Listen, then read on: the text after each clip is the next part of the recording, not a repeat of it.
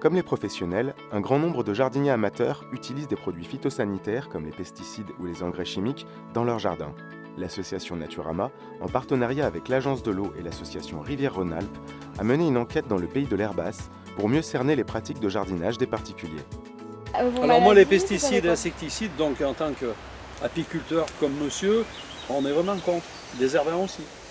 Du coup, vous utilisez de la bouillie bordelaise et vous Bouillie utilisez bordelaise, soufre, ça c'est les deux produits essentiels. La bouillie bordelaise, c'est tout ce que j'emploie et ça suffit largement quand tu as un petit problème. C'est rare. Je n'ai pas vu trop de taches de mildiou, mais comme je traite au sulfate de cuivre, apparemment ça a l'air d'être efficace. D'accord. Il me semble évident que si on fait quelque chose pour son propre plaisir, on ne peut pas avoir droit à utiliser des produits chimiques. Je le trouve aberrant. On arrive à avoir un peu moins de récolte, mais bon, ce qu'on mange, c'est notre parfum. Nous, à midi, on va manger de la salade. Je fais de la sierra, des vieilles variétés de salade. Il n'y a pas de pucerons, rien du tout. Vous coupez ça à 11h30, vous mangez ça à midi et demi. Sans traitement, c'est notre saveur. Et puis ça se conserve. Ah ouais, et on les conserve bien plus longtemps. Mais c'est dur à faire accepter. L'utilisation de ces produits représente un double risque. Au niveau sanitaire, ils peuvent être source de maladies, mais c'est leur impact sur l'environnement qui est parfois mal compris.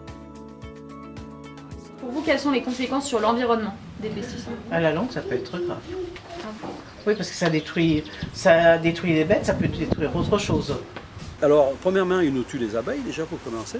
Parce que les abeilles, quand c'est en fleurs et tout ça, puis ce qui tombe au sol, c'est une flaque d'eau, elles vont les butiner ça, elles vont les prendre de l'eau, elles vont rentrer ça à la ruche, après on a de la mortalité. Moi j'ai perdu 8 ruches cette année, enfin l'année dernière, et l'inconvénient de tous ces produits phyto, c'est qu'on va les retrouver pendant un certain nombre d'années dans le sol ou dans les cours d'eau. Nous, au point de vue piscicole, on a de la mortalité avec ça aussi. Est-ce que vous pensez que vos pratiques de jardinage à votre échelle, ça peut impacter la qualité des eaux des rivières, des nappes souterraines ou même la potabilité de l'eau?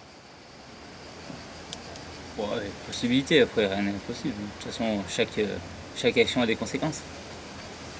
Est-ce que vous pensez par contre que les pratiques de jardinage de tous les particuliers réunis, ça peut impacter la qualité des eaux de rivière? Oui, parce qu'ils sont nombreux. La qualité des nappes souterraines Peut-être aussi, oui, à la longue, oui. et la potabilité de l'eau. Est-ce que vous pensez? Ben oui, si ça s'infiltre automatiquement, du moment que ça s'infiltre, ça va couler quelque part. En plus, ce qui se dit, c'est que le jardinier commun a tendance à un peu trop utiliser de produits qui sont plus ou moins naturels. Conscients de ces risques sanitaires et environnementaux, de plus en plus de jardiniers cherchent des alternatives plus naturelles.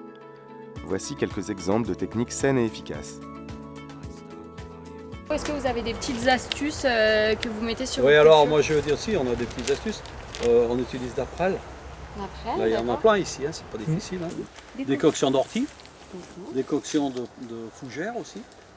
Voilà, puis savon noir aussi pour les pucerons, un truc basique. Hein. Après, moi j'ai essayé des purins de prêle, de tanaisie, d'ortie. Après, qu'est-ce qui a fait que le mildiou s'est calmé, je ne saurais pas dire. On fait des légumes, 3 rangées de pommes de terre, une rangée de lin, etc. de manière à ce qu'on n'ait pas de moins possible de traitement. Et je traite au tabasco, un truc qui est basique, qui ne coûte pas cher, qui coûte 2,57 €, et 57 ml. Et c'est quoi la dilution? Alors, le tabasco, c'est 57 ml, ça me fait à peu près 7 cuits pulvérisateurs de 5 litres. Et après, sur les limaces, quoi d'autre? La moutarde. Donc cette année, j'ai fait des semis de moutarde et en fait, l'odeur que dégage la moutarde au niveau de ses racines tue en fait les œufs des limaces. Donc, ces limaces, quand c'est le printemps, la seule chose qu'elles ont à manger, en fait, c'est les jeunes pousses. Donc fatalement, elles qui préfèrent manger des déchets, elles vont se jeter sur les jeunes pousses. Donc ce que j'ai essayé cette année, c'est en fait d'apporter une espèce de mini-compost sur les parcelles, de choses déjà décomposées, et en fait elles viennent attaquer ça plutôt que les jeunes plants. Et ça marche bien. Par exemple, les choux qui sont cachés ici, c'est la pierrite qui les attaque, c'est un papillon. Et en fait, quand le papillon arrive ici, en fait, il est bloqué un peu par la nette. Et pour lui, c'est pas une évidence que là-dessous, il y a des choux et qu'il va pouvoir les attaquer en fait. Donc il va venir butiner ici de la nette, mais il va pas forcément aller attaquer les choux en dessous. Pour que cette prise de conscience écologique s'inscrive sur la durée, il est essentiel de comprendre comment les citoyens s'informent. Et comment vous vous informez, vous, sur les pesticides? Par des sites internet, sur les modes Oui, alors d'emploi, Internet, on y les regarde un peu, mais moi je reçois des revues, on a Ah. des revues. Donc, Un peu de tout, hein, soit comme je dis, bouche à oreille en demandant à ceux qui ont déjà des jardins, ou alors un peu sur internet. Maintenant, il y a pas mal de petits sites qu'on arrive à trouver. Actuellement, vous vous informez comment sur les pesticides? Oui, il n'y par les a médias, pas ou- grand-chose à s'informer, de toute façon. On trouve quasiment plus de pesticides. Et non, moi, je vais demander conseil aux revendeurs. D'accord. Les gens et vous êtes informés par quels moyens sur les pesticides? Est-ce que c'est par des sites internet, des modes d'emploi sur les produits, les Mode vendeurs? d'emploi plutôt, quand on en a besoin. Et bien souvent, c'est ce qui décourage.